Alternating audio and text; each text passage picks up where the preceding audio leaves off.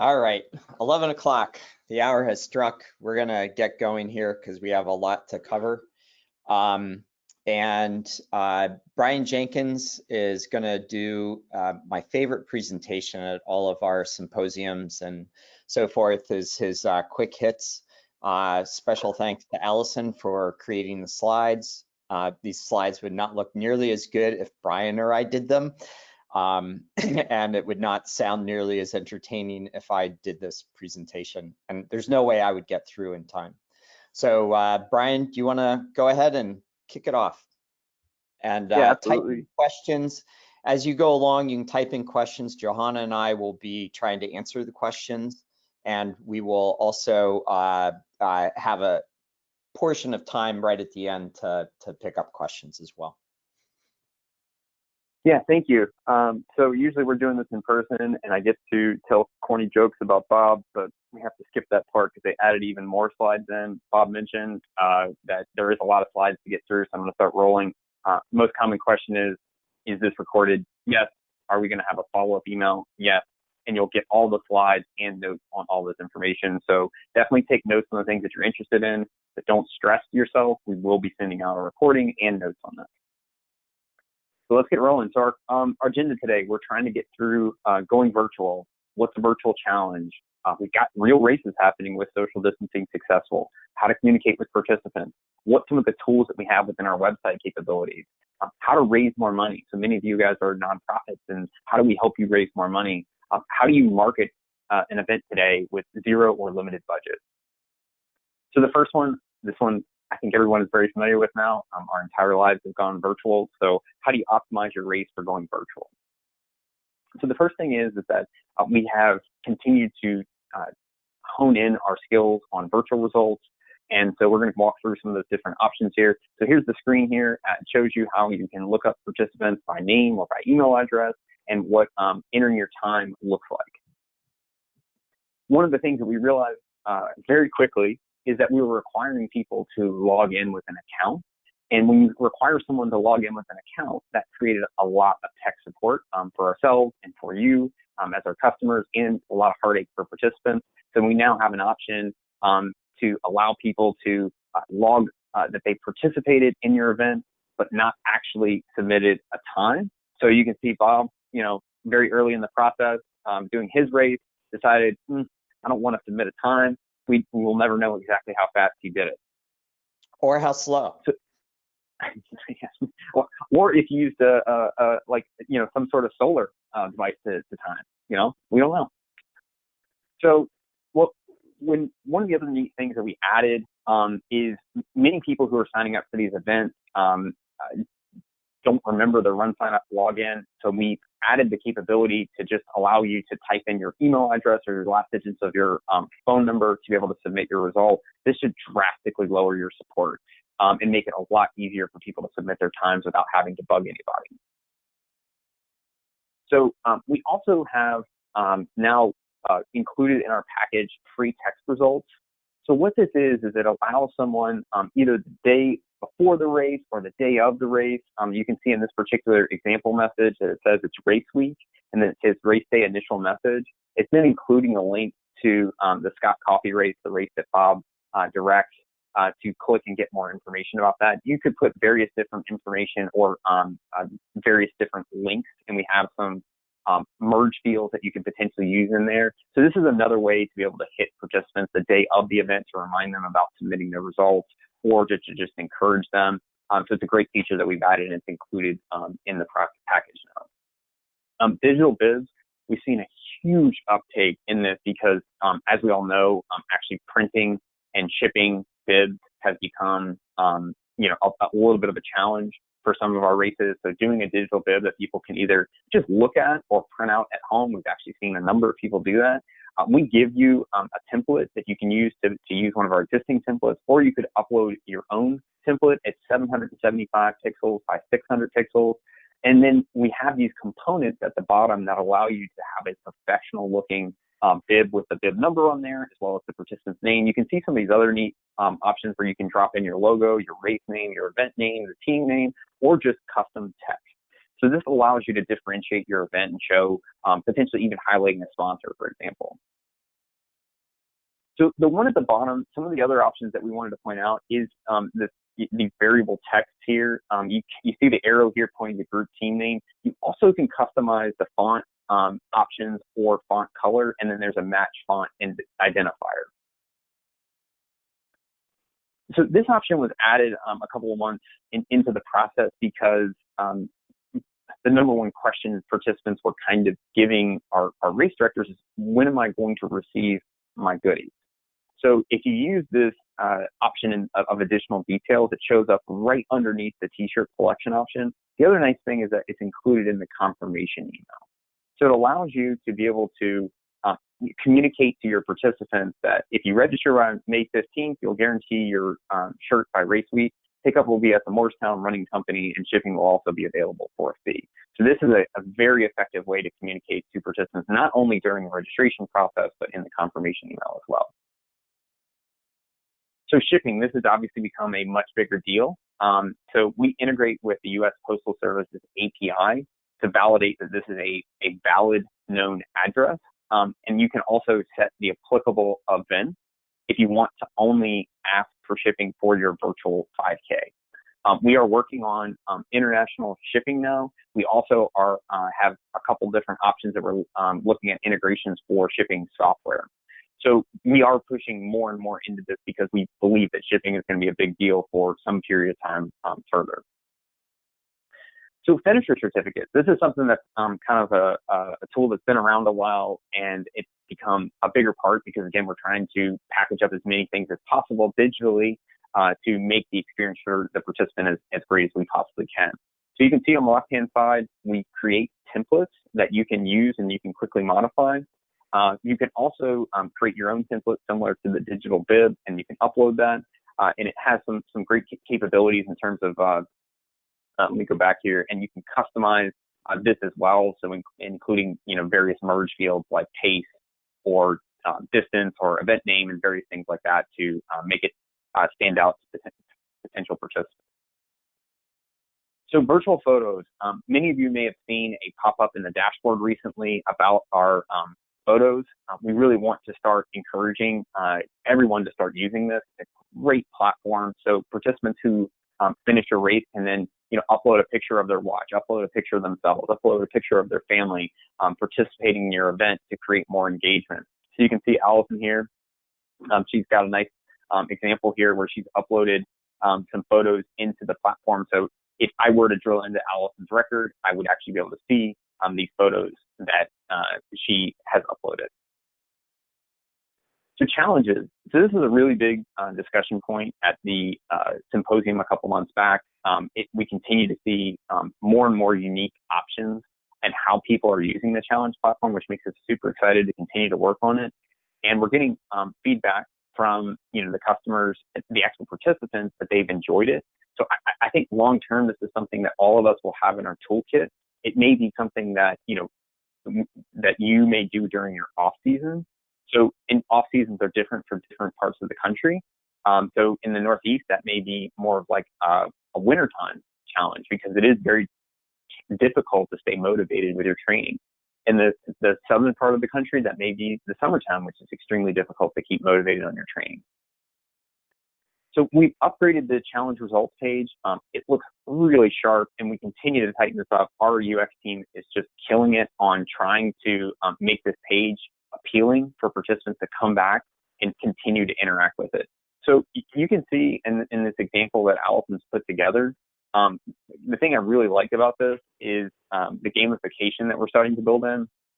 And so at the bottom right here, you can see that Allison has reached one of 2 milestones, and there's a book on the left-hand side. The thing I really like is on the right-hand side, it says, you're a bookworm and it's not unlocked yet.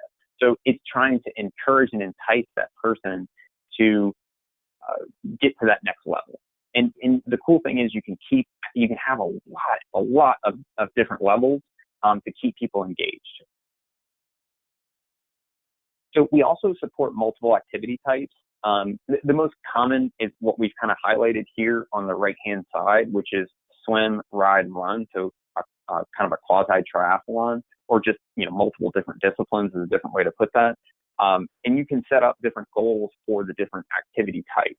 which is a great way to allow someone to maybe kind of keep training, especially if this is a training challenge. Is that, how many can you swim, 10 miles? Can you ride 100 miles, and can you run 20 miles this month?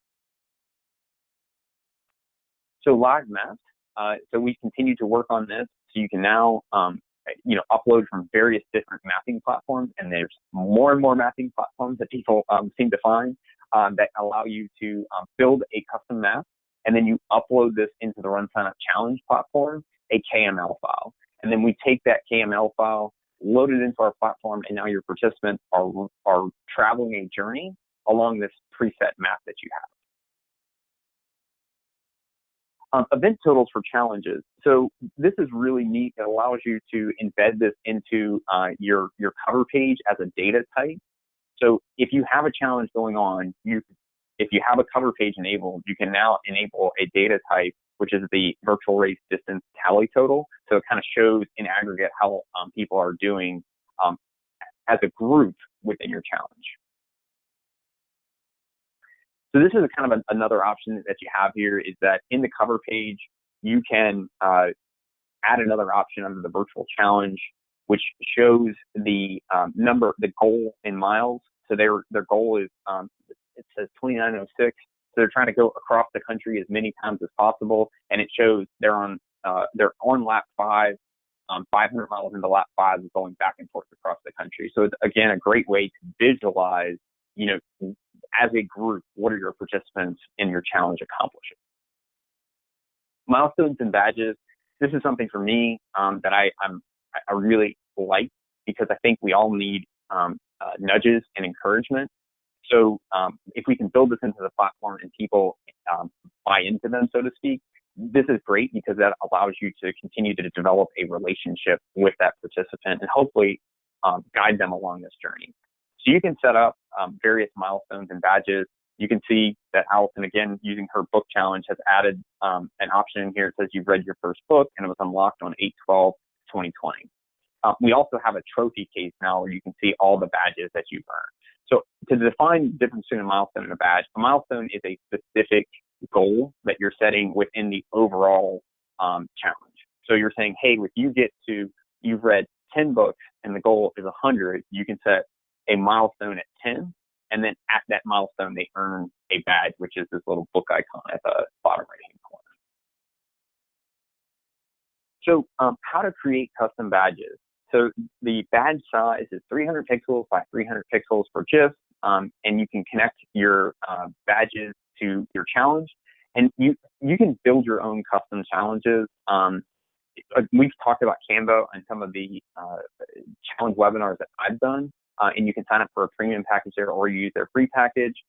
We also recommend checking out Open Badge Designer. So if you just Google Open Badge Designer, you can take a look at some of the options they have, and a lot of them are extremely nice. So milestone notification, this is the kind of the follow-up to that. So if I've read my 10th book out of my 100 book challenge, not only do I earn the badge for reaching that milestone, I now get an email. So you can go into the system and then set up this milestone email, and you can put in whatever information that you want in terms of encouraging them. We've got some people that are going to be doing some extremely fun stuff with this. I've actually got some people that have actually kind of recorded, quote unquote, like videos or B-roll of where you would be on this actual challenge, and they're going to be linking that by YouTube videos. You would click on the link on YouTube, and you can actually see where you were. So I see the vision of where people are going with this, which is, either showing a picture of where you are, or potentially a video, or just, you can just use plain text if that's all you want to do. But the goal is to nudge and reinforce positive behavior. So one of the other neat things that we've got now is we continue to see within not only challenges, but also virtual races, is more and more team concepts, because we're all trying to create community. We're all trying to find ways to connect with other people. So if you enable team results within our challenge platform, it now shows the aggregate team results. We continue to work on this. Teams are definitely more complicated, as you guys all know. So we've got it to the point now where you can see the leaderboard here. So they've got the Go-Go, Coconuts, the Beauty and the Beast, Tequila, And strong Sagittarius legs. And somehow they got an emoji in there. That's cool. So then you can see all the times and the miles, and this one's actually an elevation gain challenge. So it's all really cool stuff. So team results pages. So if you drill into the individual team results pages, you can actually see who's in the team and what they contributed to the total team. So Barry Parr has, he's certifiably insane. He's done 223,822 feet of climbing. Alyssa Parr has done 53,479, which is nothing to sneeze at. But you can see that, you know, they've actually exceeded their goal in this case. So one of the neat things that you can do inside of RunSignup results platform is if you go to the results page on your website, and once you go there, you as an admin see this little edit pencil at the top of the page. This is not something that the participant can do. So I want to clarify that. We get that question a lot. You as the administrator or RunSignup team member are the only people that have access to do this. If you click on that, you can then pick out the fields that you want to hide. So in this case, they're hiding the gender field and they're hiding the bib field. You could hide other things like country and state and city. Like, you can really cut this down to whatever information you want, so that the page is not full of maybe not relevant information. So now we're moving on to real races with social distancing. So the first thing is that for some of you, this part may not be super interesting because we do understand that not everywhere in the country is allowing races, and even within a certain state, there's states that most of the state you cannot really pull off events due to local guidelines. So, you know, all that's caveated with, we understand that there may not be everyone being able to do this. So the first thing is that most of the in-person events are offering a virtual option as well.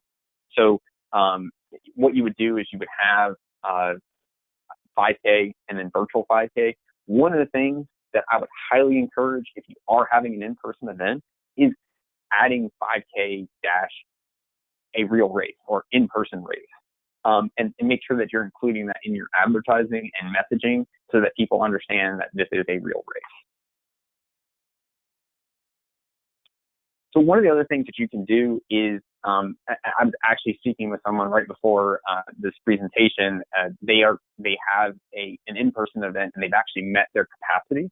So they're adding a virtual option, and they're also going to be adding a wait list. But the neat thing is if someone signs up for the in-person race, they realize they're not comfortable coming to your event any longer, they could, if you allow this and you turn on event transfers, you can set a cutoff date for this. I could transfer from the in-person race to the virtual race, and if there is a fee because I want to now get my packet shipped, I could change that and get charged that additional fee. So vice versa, you could potentially allow someone from the virtual to transfer into the in-person, because a lot of people do want the option to be able to change their mind. So allowing this takes burden off your plate and puts it onto the participant. We would highly recommend, turning on our standard questions, which most people are very comfortable with the idea of having emergency contact name and phone number, but also, being able to have access to our text messaging updates. Not everybody's going to want to get text message updates from the race, but if only 20 to 25% of the people actually want to get text messaging, that's enough that if you have a situation you need to communicate, you can go into the RunSignup system and send out text message blasts to let people know about the situation at hand. In the past, this was used a lot for weather alerts. So even if it's only reaching 20 to 25% of people, you obviously are going to send an email blast out, do a Facebook post, whatever you need to do in terms of communication. This is just another form that we're including. So Corrals, this is something we rarely if ever talked about because it was kind of reserved for very large races that had fairly complicated setups. Well, now Corrals are very much in style, and we have, thanks to Matt Avery and our RaceDay team and our UX team, we have a very cleaned up Corral setup page. So you can go into your Corral event settings, you can go into Corral Builder, your Corral report and estimators. I really want to highlight the Corral report and estimators. It helps you understand how many people you have in each corral. So on the right-hand side here, you can give your corral names or numbers or start times and descriptions and max numbers and things like that. And you can set this up by distance. So you can have one for the marathon, you can have one for the half marathon and for the 10K, or you can have multiple for each of them. And so I generally recommend that if you're naming these, I would name them the start time. So this is the 7 a.m. start time. This is the 7:15 start time. The only time that you may do that is if you're doing, something like under 8 minutes, 8 to 10 minutes per mile, 10 minutes and over, something like that. You could do it that way. But a lot of them are time-based start times. So this is kind of allowing you to go in and set up the start times that participants are selecting during the registration process. So fast registration. So because race day registration is going to be highly impacted for the foreseeable future, where people aren't going to be setting out tablets or computers and people walking up to them and typing on them, fast registration is definitely the best option. If you were to continue to allow people to register on site, they have to use their mobile device and they've got to pay with their credit card. So you're not handling cash, you're not handling any of their data, or they're not having to kind of use any of your machines. So you can go in and set up from 6.1 to 6.2. I'm skipping these fields. I want to skip these steps. I want to allow people to register without creating an account. So you can really customize the registration process. So let me show you a kind of a working example of this. So you can set fast registration for the race date and the QR code for registration URL, and you can put this on posters so you can see. If you were to scan this QR code, it would allow you to automatically go to that RunSignup page. So we really would encourage you, if you are doing an event and you still want to allow people to register, to set up fast registration for the race date, and then potentially set up something like a QR code for people to scan and quickly get registered. So you can see what this exactly looks like.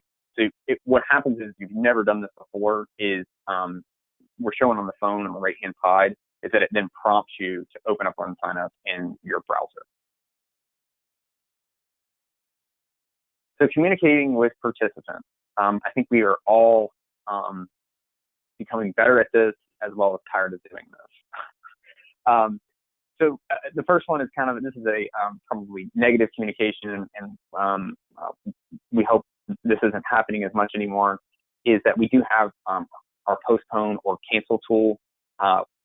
We are running into some situations where some of the events from the spring that got pushed back to the fall, that they're just too large to be able to potentially go on right now. So if you turn this on, you can give participants the option. So you can set up whatever options that you would like.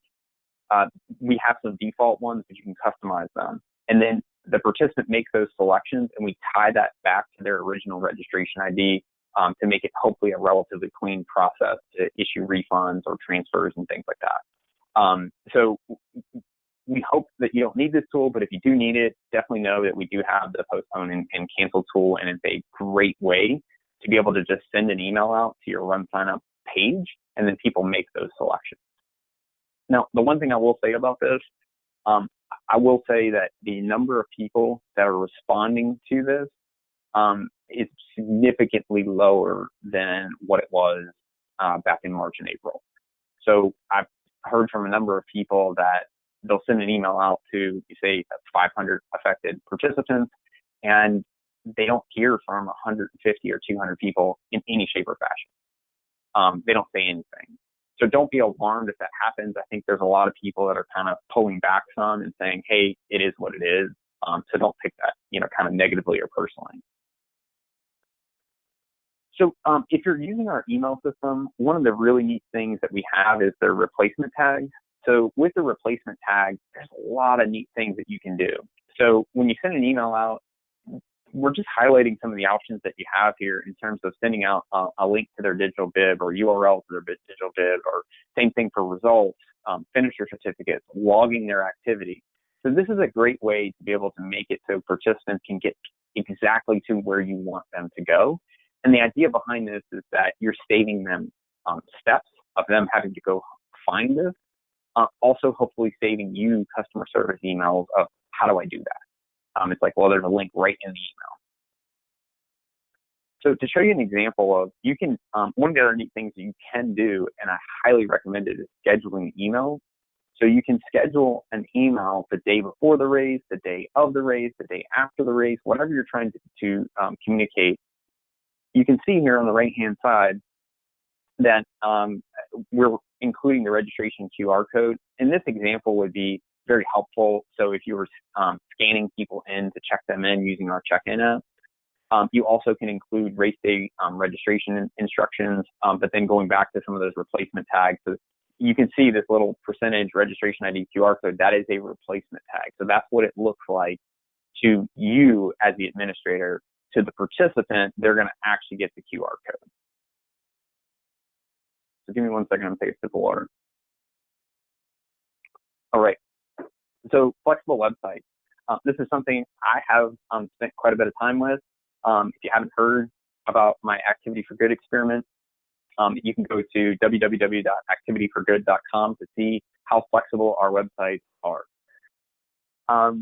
So right here, this is like, we're just kind of showing you some of the really neat and easy things that you can do within the system. So if you go into your race, then race page, and then race theme, let's say you don't like some of the buttons that we have in our system, you can customize these options. You can change this from sign up to register. Then you can see that they've added a subtitle, which is sign up today. I think they're pretty happy with donate, but then they've added support our mission underneath here. So these are ways that you can easily customize this. Like as I've messed around with some of the HTML and CSS and things like that. And if you don't know what those are, don't worry about it. It's like trying to do some of these things on my own on the Activity for Good experiment. Like it's extremely challenging to do this and very frustrating. And like, even if you get it right, you may not even get it right on a sizing standpoint. So just being able to do these types of things with no coding is awesome and saves you a lot of time and energy. Some of the other things that you can do, and I don't think people are doing this often enough, is really start to think about how you're customizing what the participant sees when they land on your homepage. So you can hide pages that maybe aren't relevant this year, and maybe they'll be relevant again in the future. It doesn't mean that you're getting rid of them, you're just hiding them. So this means the information's still there, but it's just not quickly visible to the participant. You can also add, always expand more menu on desktop. So if someone's on their desktop, the full navigation will show up, whereas if they're on mobile or tablet, it will hide some of these things. So again, it's just thinking through the process of what am I showing to people versus on desktop versus what am I showing them on mobile. And like, you can do that with a click of a button, no problem. One of the other options that we really are encouraged how many people are taking advantage of it is the domain mapping. So if you buy a domain for your race, RunSignup can become your website host.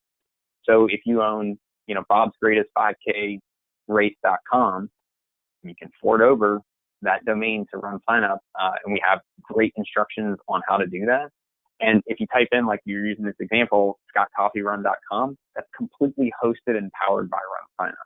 And there's no charge for this. The only charge that you have is something that you need to purchase is the domain. So you need to buy the domain, you own the domain. We don't take any ownership of it. You're just mapping that to our system.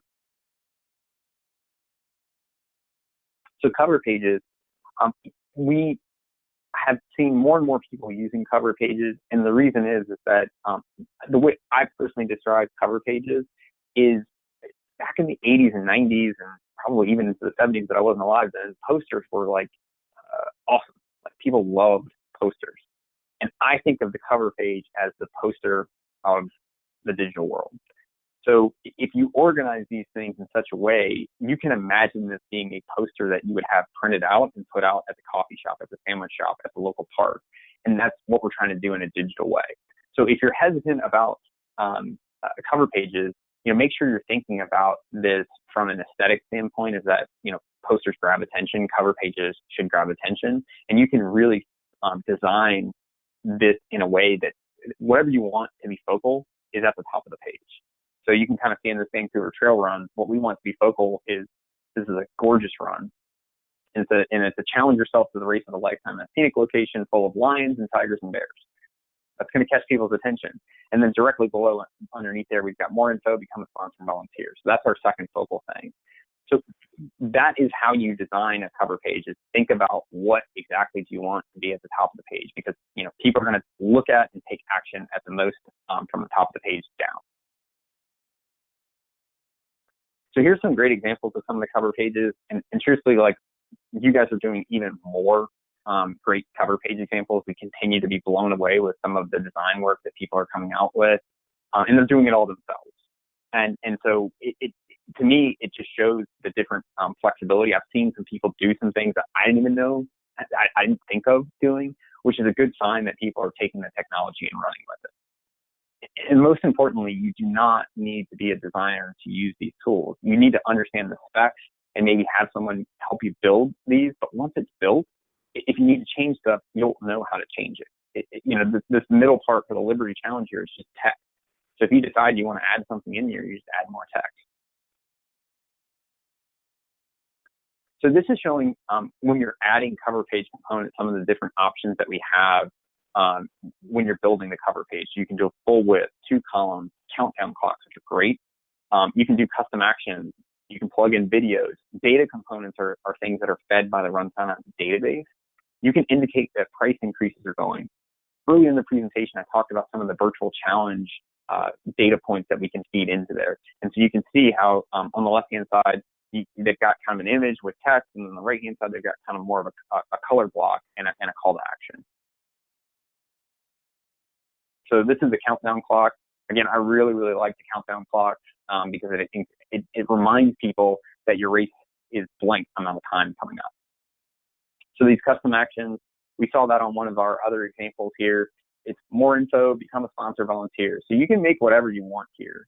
So if you want people to drill further into your website, that's where like more info is a great example of drilling into the website. So video, most people are taking video and uploading that to YouTube, but we also do support Vimeo as well. Data component, this is one that we haven't touched on yet.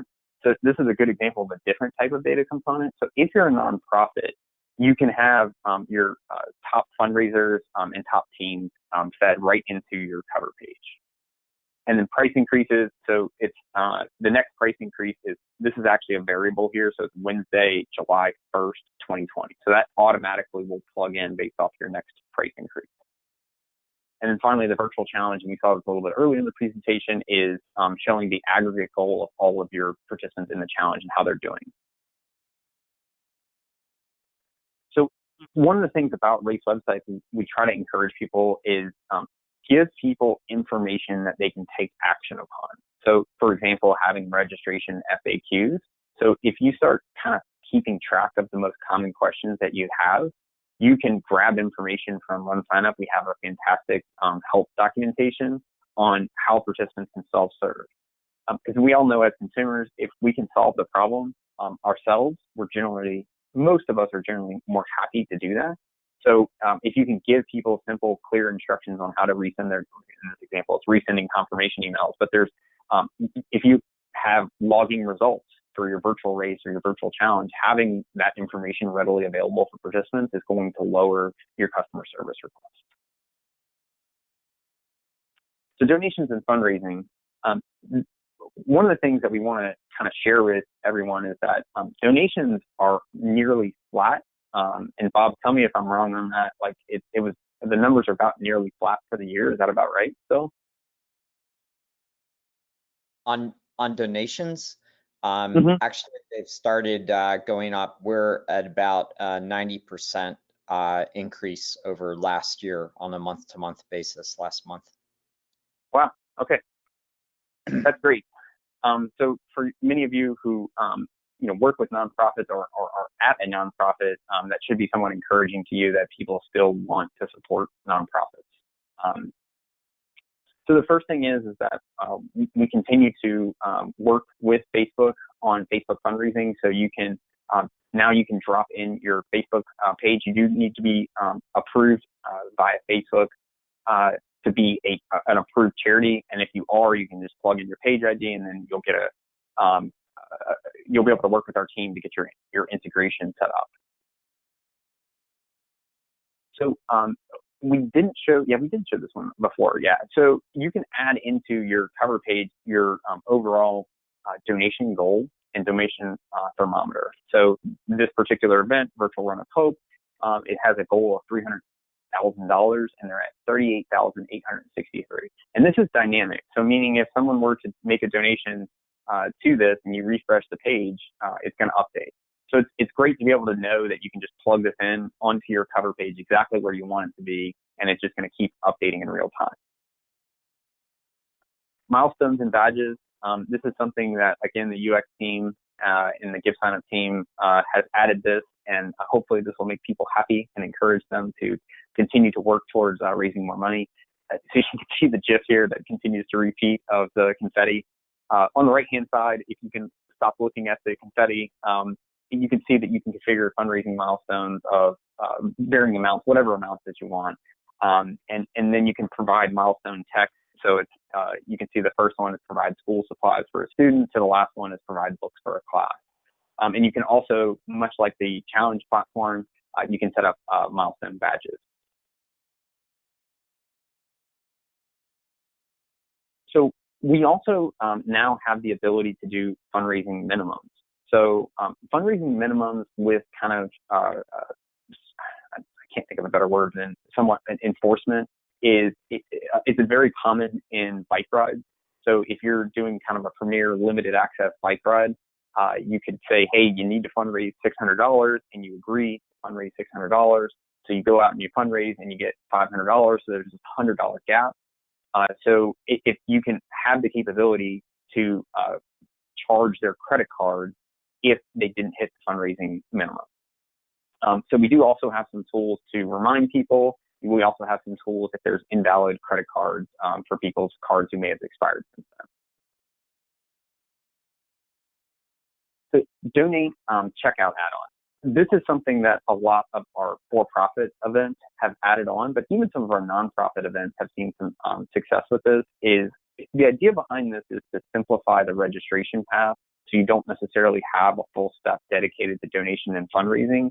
You just have a very specific checkbox at checkout to try to get people, in this specific example, to add $10 to support Lifeline of Ohio. And we found this to be extremely effective because it's a singular ask and it's a singular checkbox. So there's not a whole lot of thought that goes into it. Either you're going to check the box and support them or you're not. So donation discount, this is something I've seen, varying levels of success with. I think it's a very interesting concept, which is, if you donate, in this example, $100, you get a discount of $25. So then on the right-hand side, you can see that their cart total was initially $180, and then we took away $25. And there's a lot of different ways to customize this.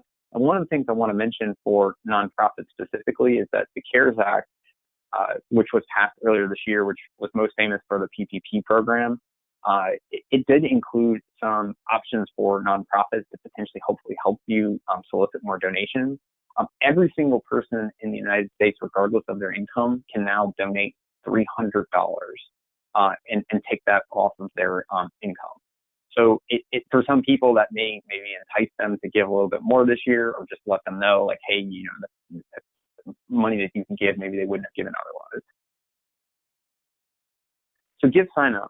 So we've talked about GiveSignup in various other sessions. I wanted to add it to quick hits now because we're continuing to have more and more interest from it, and we're putting more resources behind it, including adding more team members. So we want to keep you guys up to date on all the neat options that you have here. So one of the options that we have that I think could be extremely helpful for a lot of people is that if you're using PayPal, please, take a look at donation forms. So this is just as easy as using the RunSignup platform. So it's, it's quick, it's customizable. You can see how the color scheme here is going to match the color scheme of their website. And you can drop this in, or you can even, add this as part of your website. So you could have donate your domain, so that people are making donations through your quote unquote domain. It's super quick and easy to set up. If you're interested in that, reach out to us and we'll help you get this all set up. So standalone fundraising campaigns, this is another great option. So if you've already done a race with us, and you typically do, say October is well known for being Breast Cancer Awareness month and you want to do your breast cancer fundraiser. So this is a fundraising campaign that's not tied to an event. We also have worked with organizations that do athlete fundraisers. So let's say I was going to participate in the Boston Marathon and I want to raise $5,000 for my 50th birthday for the Boston Marathon. I could actually set up a campaign with you guys and have my own personal fundraising page and goal. So these are the types of things that you can accomplish with our fundraising campaign, and it now does support Facebook fundraising as well. So again, another great tool to add to your toolbox. And just as a reminder, GiveSignup is a team and a set of features that's focused on solving problems for nonprofits, and it's part of the RunSignup network. So your login, all your data seamlessly flows between the two systems. So it's not like a whole separate system. And then one other thing that's important is that, again, one of our business philosophies is don't charge setup fees, don't charge monthly fees, don't enforce minimums. Let business come to you because you do a great job. And hopefully the way that we can continue to grow this is that we do a great job for you and you tell a friend. We don't have massive marketing budgets or massive sales teams, so we really do rely on you and us doing our job for you to then tell friends to grow our business. Finally, we've talked about this maybe in some other sessions, maybe not as popular right now. We do offer ticket events, so you can do, obviously in-person ticket events, but we are seeing some interesting ideas around virtual ticket events. One of the things that I'm currently working on and should have up and running by Friday is I'm testing out a concept of doing a virtual golf tournament where we have solicited as a nonprofit. I'm working with CASA.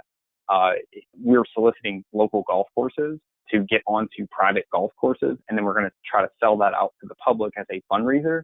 So if this goes well, which I really think it will, I'm going to document this and share this with everyone because I think it's something that can be replicated across the country by nonprofits going out and soliciting private clubs and trying to get a few rounds here or there to use it as fundraisers.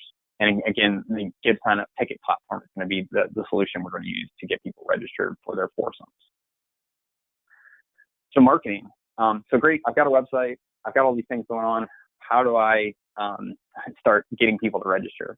So the first thing is that I would encourage you to turn on under our email marketing tool, our email capture tool. So what this does, and you can set various rules. In my testing with Activity for Good, I would recommend not turning on the pop-up until you start seeing some traffic, consistent traffic on your website. And consistent traffic, that's a little bit vague, but make sure you're seeing people come to your site. Let's say a few hundred people a day.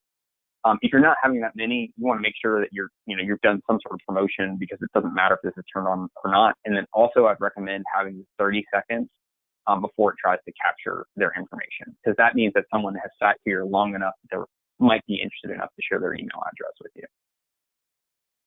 One other marketing concept is teams. Teams have somewhat kind of fallen off the table a little bit since we've talked a lot about referral rewards. But the neat thing about teams is that they do work similarly to referrals. The concept is that if I get a team of, say, 10 or greater, the initial 10 people could get $5 refunded on their credit card, and then all the people that register for the team after that get a discount. The other thing that you can do with teams that is very popular is team competitions. So the largest team gets a pizza party, the largest team gets a pair of socks, whatever you want to do. Teams, the good and bad of teams is that a strong team competition can be a great marketing driver, but if you only incentivize like the top team and that team gets 80 people and the team in second gets 10, you kind of cut off your team marketing program at that point because everybody kind of knows that that other team is going to win. Now, if you offer threshold size, so if you get 20 or more, it doesn't matter, you get this reward. And you may even tier that to say, hey, the top 3 teams get this, but any team greater than 20, at least gets the pair of socks or the $5 back. Referral rewards. This is something I've talked about for several years. We continue to see extremely strong success with this. So the idea behind this is that if I register for your event, when I check out, I'm going to see a screen that says, do you want to share via Facebook, Twitter, or email? If I choose Facebook, Twitter, or email, it automatically plugs in my personal referral link. And if I share it, anyone that clicks on that link, it's got cookies embedded in it. I can then be rewarded for the registrations that I generate.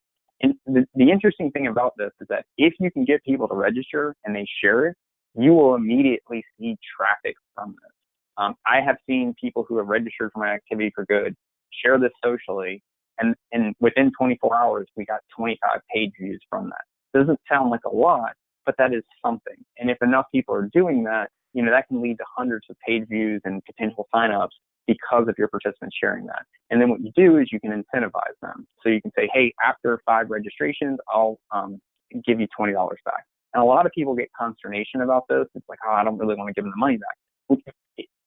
You have to break it down. How much is that really going to cost you? So if they only get 3 people, it costs you 0. So to get 5 people is not super easy, and you should probably reward them for that. Now, if you don't want to do cash, you can do, especially if you have sponsors that have cool stuff, you can do swag rewards.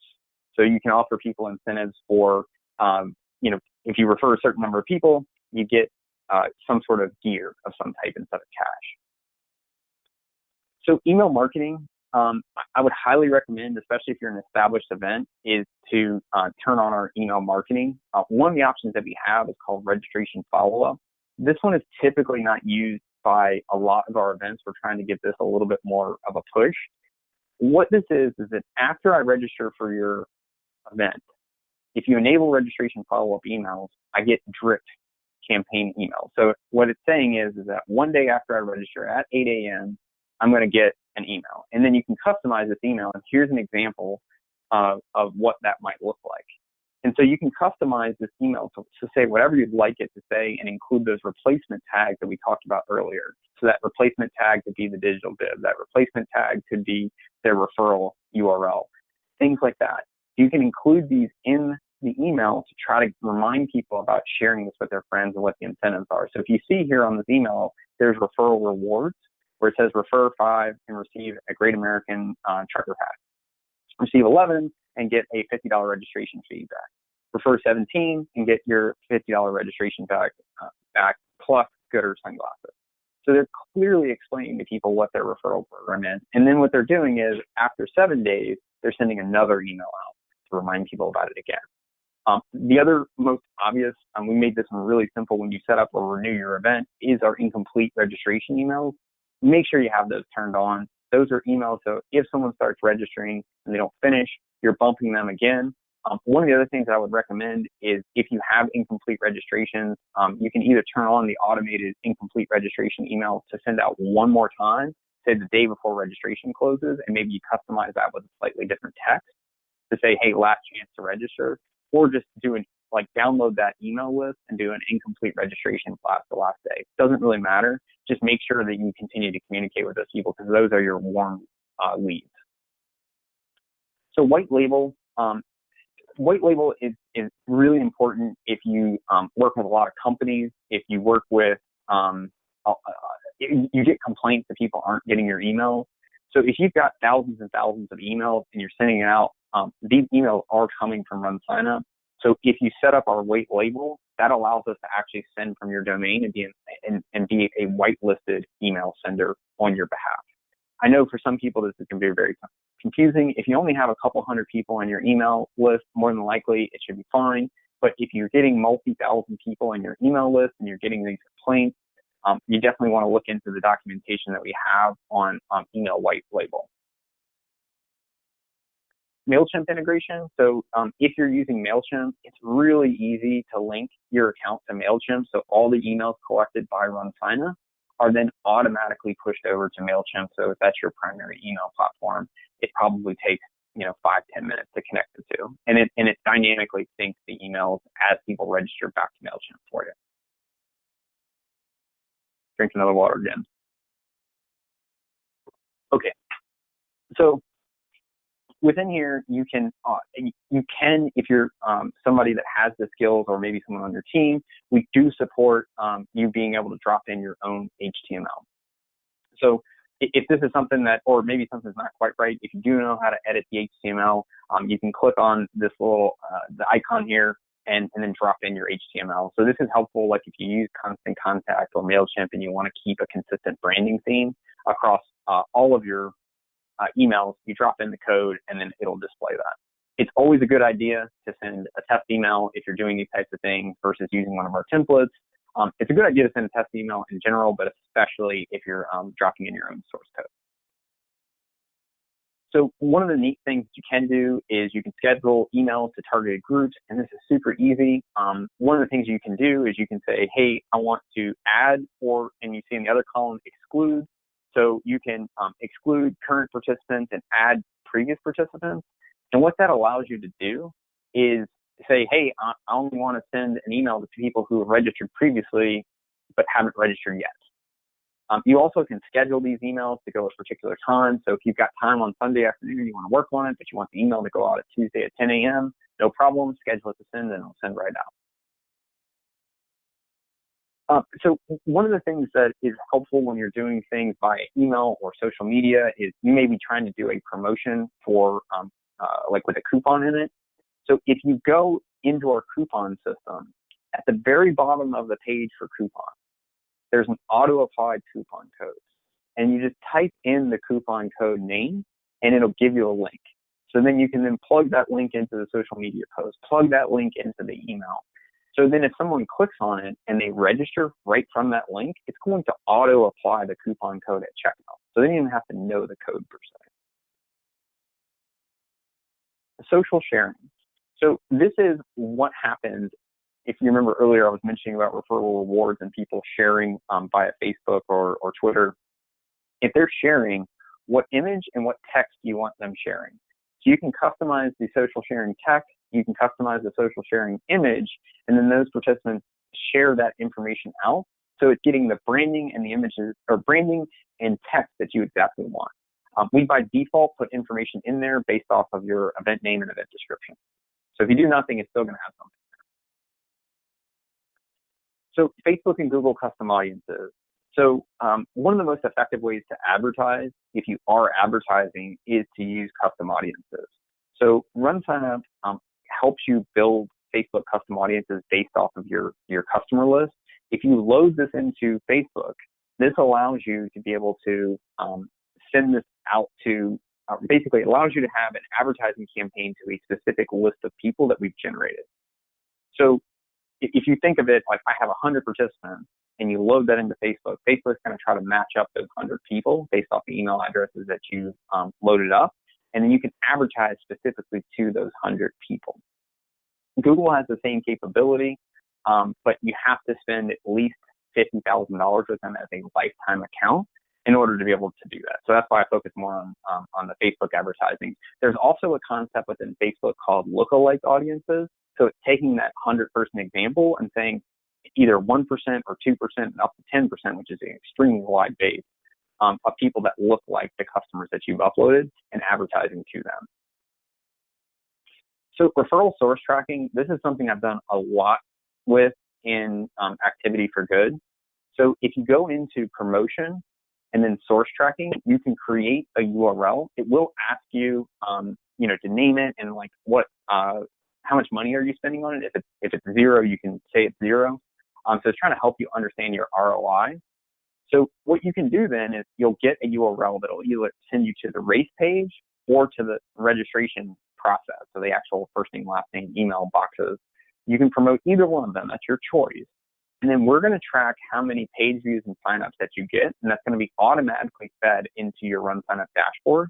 It's also going to show up, and you can see in the bottom left-hand corner here, Emma J, we can see the referral source of where people are coming from to register for your event. So if you're doing a bunch of different things, like if a gym says, I'm going to promote your event and I'm going to get you 100 people, give them a source tracking link. See how many registrations they generate. And also be a little cognizant that this is likely going to underreport a little bit. So meaning if it says it's going to have, if they say they get 100 people and they get 75, there's probably a little bit of breakage in there in that, someone saw the ad or clicked on the link, but maybe they didn't end up registering and they came back and registered at a later date. So it's a good measurement tool, but just know it's not 100% perfect. So within referral source tracking, you can build custom lists. So within our CRM, let's say you want to target people who came from, say, Facebook. You can actually go into the CRM now and say, hey, I want to target people from Facebook and only market to those people. So one of the other concepts that I'd love to be able to test in the future is like if someone had referred at least one person, doing a different marketing campaign to people who have referred at least one person. Because I think that would be a really interesting way to use a CRM, because we do know that they've referred people. We also know in the analytics system where they came from. So these are the ways you can start to use a CRM to start doing more targeted advertising or creating more targeted lists. Okay, so I got through it on time, and I think we got some time for questions as well. Awesome, Brian. Nice job. I always do love this presentation. So Whitney and Johanna and I double and tripled answered a number of questions that came in. But I think one of the early questions, and it kind of goes back to your last slide on CRM, we have a lot of nonprofit customers that are starting to use us for virtual races or challenges, and then starting to use GiveSignup for donation forms and things like that. And many of them have a CRM already. We had like one specific question was, do you integrate with my Salesforce CRM? I think it'd be interesting to spend a little bit of time contrasting what we call CRM and how customers that might have Blackbaud or might have Salesforce or Network for Good or something like that could still take advantage of our technology. Yeah, so right now we're still very new in this process of learning how to work with nonprofits and the softwares that they use. So right now what we're recommending, and I'm gonna put Salesforce aside and talk about that one at the end, is you can easily export our data into CSV and then import it into your CRM platform. I know that's not what people want to hear, but let me tell you the best part about it. It's free, and it's something that you can control and put it in there. The other thing too is that if you're paying for licenses with these companies, we have an API. There's absolutely no reason that they couldn't integrate with us if you as a customer say, and many of their customers say, I need an integration with us. So what we have found in approaching many of these organizations is that they're not that interested in allowing us to integrate and make it easy for you. Now with Salesforce, there is an integration with Salesforce through our partner Artificon. So Artificon is a completely separate company. We've just worked with them tightly to make sure that at least as a tier one first attempt at integration, it's a good starting point. So if you Google Artificon, they do have a landing page. You can sign up for a demo, and that will allow you to automatically have data come out of RunSignup and go into Salesforce. So there are some limitations with that, and there is a charge with that. But specifically with Salesforce, that we have that. Our CRM, and there's a big benefit to it, which is when I click on a record within, CASA is my board work for, being part of a nonprofit. I can see we have a woman named Jess Stankus who has done a tremendous amount of fundraising for us. I can see, because we've had the race on RunSignup since 2013, how many people she's referred, how many dollars she's donated, and how much money she's fundraised across not only the CASA Superhero Run, but we've also done a Let's Roll campaign, and we've done various other campaigns. I can see all that in one view. And I didn't do anything. I just clicked on it, And so that, to me, especially if you're at a smaller nonprofit, if you continue to just use the RunSignup platform more and more, you're going to start getting more and more data about your constituents. Cool. We are right up against the noontime hour. I'd like to thank you again for doing this. Again, Whitney and I have answered a ton of questions here, and rather than go deep on one particular issue, what I'd recommend is that you get in contact with your RunSignup sales rep or account manager, or send an email to info@ we'll be sending a follow-up email tomorrow with links to this presentation, both the video recording as well as the slides, and send us your questions, and we'll interact and help you get started and start raising money now. Yeah, absolutely. And the only other tip that I would give you is if you get to the page, you know you're in the right spot. In the top right-hand corner, there's a little help button. And if you click on it, it will give you any help documentation we have on that. And that might be a helpful starting point. You know, don't feel like you can't reach out to us, but it may be a very helpful starting point to help you understand what that page is trying to get you to do. Because sometimes just seeing the instructions or a video can, you know, in 30 seconds, like, oh, okay, I get what I need to do. So we try to do as best we can to give you that documentation so that we can keep all this stuff free. That's the most important thing. You know, the other thing, Brian, is that you know, you leave your stuff in draft mode, and that way only you see it. You can play around with it and, you know, really work and get it just right for you before you. So don't be afraid to utilize and play and try some things out. It's the best way to learn. Yeah, I agree. All right. Thanks a lot, Brian. Thank you, guys. Have a great day. We'll have another set of sessions starting in half an hour. Go eat lunch. And if you're, I'll be on the challenge one, I think at 3 o'clock. So that's where you'll see me next. Okay. Bye, Brian. Bye.